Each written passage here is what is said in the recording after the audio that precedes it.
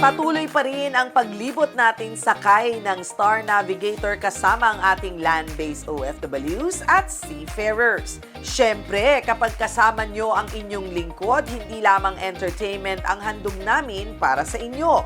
Nagkaroon din tayo ng pagkakataon para makausap ang ating mga kababayan tungkol sa mga scam na dapat nilang iwasan. At binigyan din natin sila ng kaalaman sa pagkuha ng bahay at lupa sa Pilipinas.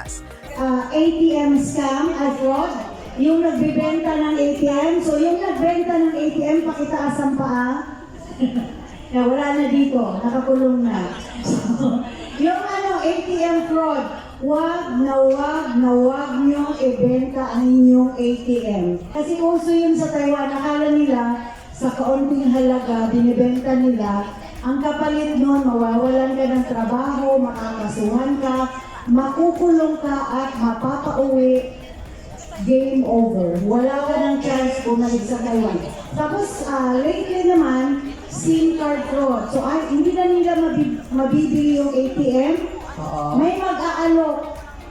Ibenta mo na yung SIM card mo. Total, pauwi ka naman na.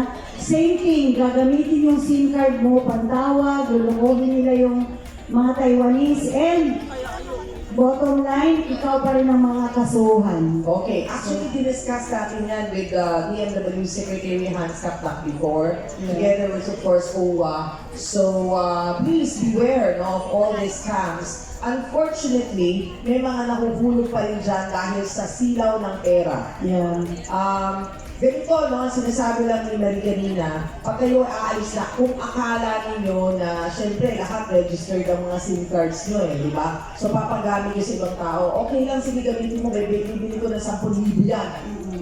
Di ba? Hindi nyo alam, kulong ang katapat niyan, they can trace you. Okay? So, please, do not go into those. Okay? Sino pasaway dito? Ay, gusto na yun. Nabigla. Oo, nabigla, tumayo. Hindi naman, in fairness, mga behave naman. Behave. Kakaunti lang yung pasaway. Oo.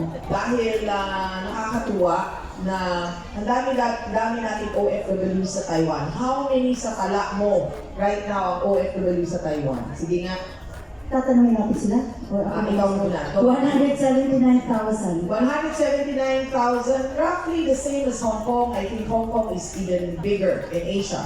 So again, we pray and we hope that all OFWs in Taiwan are safe and sound. And I forgot a while ago to pray for our OFWs in the Middle East.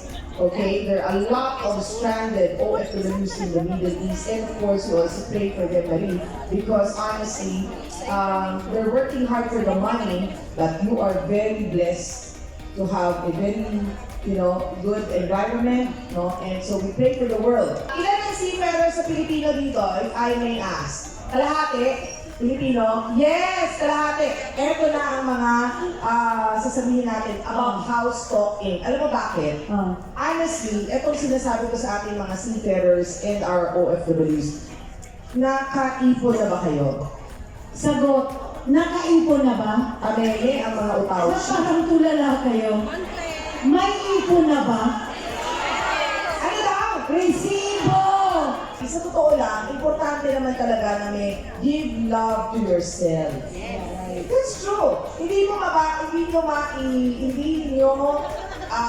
madadala sa Kabilang buhay ang pera. So, memories are very important. Share that to your families and of course to yourself. Okay? Anyway, so, ang tanong ko, ipon, saan napupunta ang pera ng mga OFWs? Sa Taiwan. Sige. Sa jowa? Ha? Sa jowa?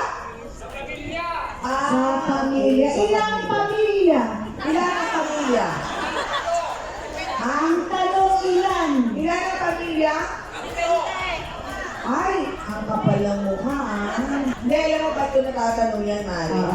Honestly, sa dami ng mga gadgets na meron kayo, okay, please do not invest much on those. Yeah. Invest on good investment. I'm talking about lots. I'm talking about bahay, lupa. Kasi pag uwi ninyo, at least meron kayong uuwian. At saka lahat kayo may pag-ibig fund, which is a mandatory for OFWs. Gamitin niyo yung mga pag-ibig fund to purchase house and lot. And that's why we really wanted you to really see kung ano-ano ang mga possibilities na pwede niyong gawin. Kasi ngayon, mas mura na, pinamura na ang house and lot. Anyway, you have alternative housing tips for each and every one. We have House Talk Inc. Dahil si House Talk Inc. is a residential real estate developer or Pakinggan nyo ha. whose project in property development are found in Antipolo City. Kayo, hindi niyo pa nakuha no?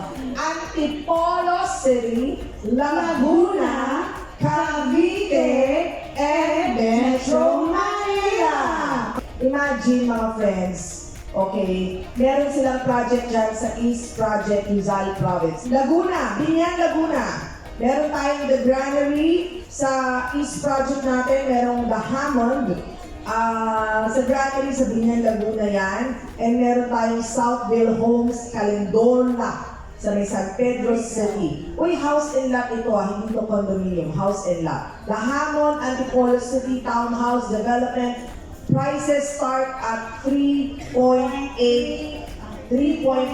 million. Yung payment terms niya, 10% lamang na down payment in 18 months. At sa South Project sa Manila, sa Laguna Province, The Granary, Binyan City, Townhouse, single detached development, prices start at 3.3 million. Buy a property for your sake. A lot of our OFWs come back. Middle East, ang daming sweldo. Pagbalik, nangungupahan. Nga. So, I always say that, property investments, hanap kayo ng magandang property, hanap kayo ng pangnegosyo na pwede niyong gawin. Sa totoo lang, gusto ko lupa. Hindi nanganganak ang lupa sa Pilipinas, hello. So hanggang dyan lang. So pag hindi ka pa bumili ng lupa ngayon, ending mo kondo. Ang kondo mo, dapat halfway house lang. Hindi siya pwede yung talagang di ba? Mas maganda may lupa. So I always say, bear in mind, we're not forever here. You enjoy. You have your money, you enjoy. But you also have to think of the future. So you have allotment for your enjoyment because you earned it. Natural. Ikaw ang nagpapakahirap Sila nga walang tulog Di ba? Sila nga dito, ang mga marino, they work 8 months without any day off in between. Wala silang day off. Easy sa pera. You can never get the same money now when you are older. Take note. So please, okay? Correct. Thank you so very much. And God bless all of you, ha?